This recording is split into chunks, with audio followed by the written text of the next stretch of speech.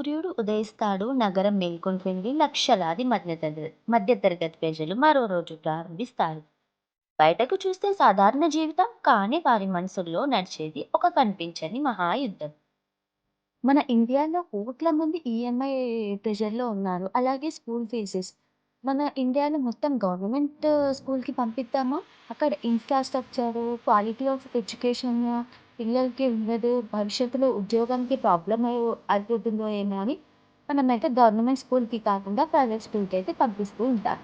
కానీ ప్రైవేట్ స్కూల్‌లో చేర్పిద్దామా అంటే లక్షల లక్షల ఫీజులైతే ఇలా అయితే ఉంటూ ఉంటాయి.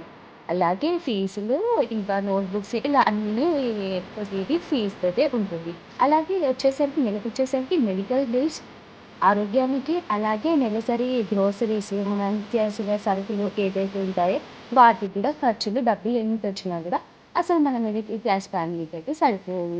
ఎందుకు అంటే బయట అలా ఉంది. రమేష్‌కి ఒకరోజు మెసేజ్ వస్తుంది.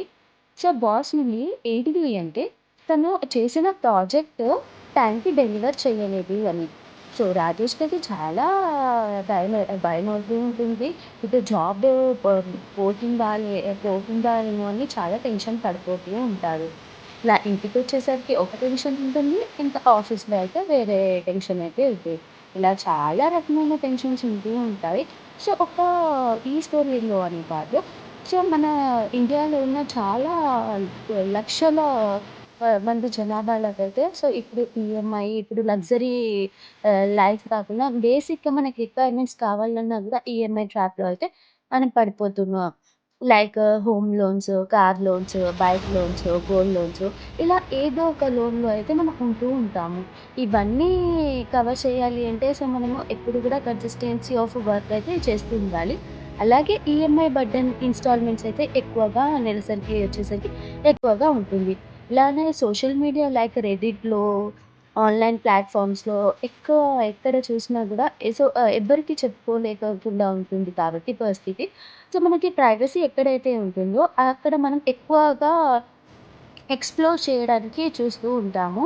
అండ్ లైక్ సోషల్ మీడియా ఎలా యూజ్ అవుతుంది అంటే సో, మనకి వర్క్ చేసిన తర్వాత కొద్ది సేపు సో, మనము ఫోన్‌లో రీల్స్ చూడడము, ఇలా స్క్రోల్ చేస్తూ ఉండడం ద్వారా ఏంటంటే మన టెన్షన్ అనేది పోతూ ఉంటుంది. అలాగే తర్వాత మన వర్క్‌లో మనం చాలా బిజీ అయిపోతూ ఉంటాము. సో, మన డైలీ రొటీన్ లైఫ్ అయితే ఇలాగే గడిచిపోతూ ఉంటుంది. సో, అండ్ ఇక్కడ మనము జాబ్‌లో ఏంటిదంటే మనకు ఒక లీడర్‌షిప్ క్వాలిటీస్ అనేది ఉంటే ఏంటిదంటే, సో, మనం ఇంకా ఎక్కువ లాంగ్ టర్మ్‌గా సర్వైవ్ చేసే ఛాన్సెస్ అయితే ఉంటాయి. సో, జాబ్ అనే కాదు, ఇంకా మన బిజినెస్ అయినా ఏదైనా గూడా మనము ఎక్స్‌ప్లోర్ చేయడానికి ఎక్కువగా ఆపర్చునిటీస్ అయితే ఉంటాయి. సో, ఇలాంటి చాలా చాలా స్టోరీస్ అయితే మన ఇండియాలో లక్షల మంది స్టోరీస్ అయితే ఇలాగే ఉన్నాయి. సో, మళ్ళీ మళ్ళీ మనము ఇంకో కొత్త స్టోరీతో మళ్ళీ కలుద్దాము. అంతవరకు మా ఛానెల్‌ని చూస్తుంటే సబ్స్క్రైబ్ చేసుకోండి. మళ్ళీ కలుద్దాం.